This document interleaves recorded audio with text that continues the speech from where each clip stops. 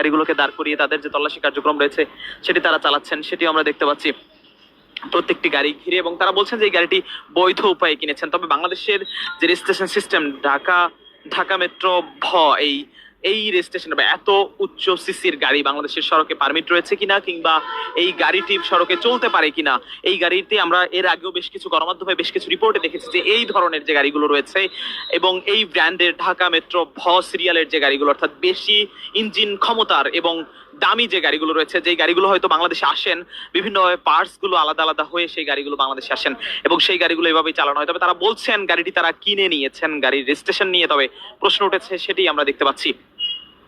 সেনাবাহিনীর সেই তল্লাশি কার্যক্রমে বেশ কিছু গাড়ি তারা তল্লাশি কার্যক্রম চালাচ্ছেন, সেনাবাহিনী সেখানে রয়েছেন এবং এই গাড়িটি ঘিরেই যত প্রশ্ন উঠছে তারা বারবার করে বিভিন্ন জায়গায় ফোন দিচ্ছেন। তবে দুজন সেনা সদস্য দুপাশ থেকেই তারা দাঁড়িয়ে গাড়িটিকে তল্লাশি কার্যক্রমে আমরা দেখতে পাচ্ছি যে গাড়িটিকে যে ধরনের কার্যক্রম নেয়ার, মামলা দেওয়ার কিংবা সেই ধরনের কার্যক্রম সেরে দিচ্ছেন। তবে এই যে গাড়িটির কথা আমি বলছি, সেই গাড়িটি কি তল্লাশি আসলে করে ভেতর থেকে যেটি পাওয়া যাচ্ছে, একেবারে বলা চলে যে বিলাসবহুল একটি গাড়ি এবং সেই গাড়ির ভেতরে যেন বাসভবন বা বাস বেডরুমের মতো অবস্থা, সেই গাড়িটিকে পুরোপুরি এমনভাবে করা হয়েছে এবং গাড়ির ভেতরেও বলা যায় যে সে ধরনের নানা ধরনের জিনিসপত্র, পারফিউম, এটা সেটা নানা কিছু প্রসাধনী সামগ্রী সহ বিভিন্ন কিছু পাওয়া যাচ্ছে গাড়ির ভেতরে। এই গাড়িটির ভেতর থেকে পুলিশ এতক্ষণ সেনা সদস্যরা তল্লাশি কার্যক্রম চালিয়েছিলেন।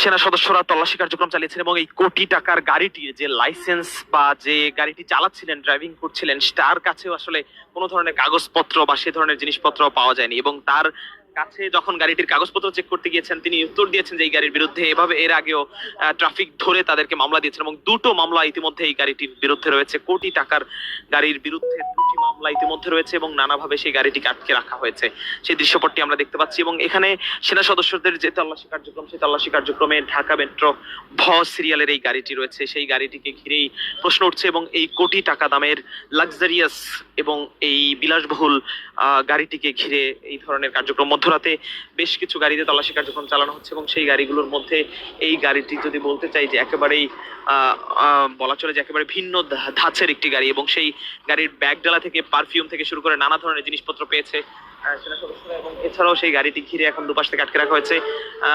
এই ছেলেটি গাড়িটি চালিয়ে আসছিলেন এবং সেই গাড়িটি ঘিরে এমন প্রশ্ন, এই গাড়িটি ছাড়াও অন্যান্য যে ধরনের গাড়িগুলো রয়েছে সেই গাড়িগুলো তল্লাশি কার্যক্রম চালানো হচ্ছে। বেশ কিছু জিনিসপত্র গাড়িটির ভেতর থেকে পাওয়া গেছে এবং কি ধরনের জিনিসপত্র তারা পাচ্ছেন সেটা আপনারা দেখছেন। আরেকটি গাড়িতে আমরা দেখছি ভেতরে সিগারেট সহ নানা ধরনের জিনিসপত্র কিন্তু নানাভাবে আমরা দেখতে পাচ্ছি। একটি গাড়ি থেকে প্রায় লাখ টাকার বান্ডেলের দৃশ্য আমরা দেখতে পাচ্ছি।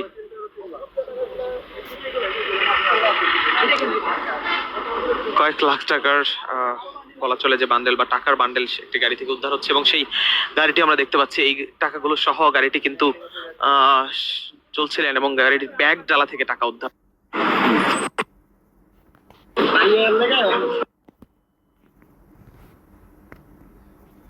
আমরা দেখছেন টাকা উদ্ধার।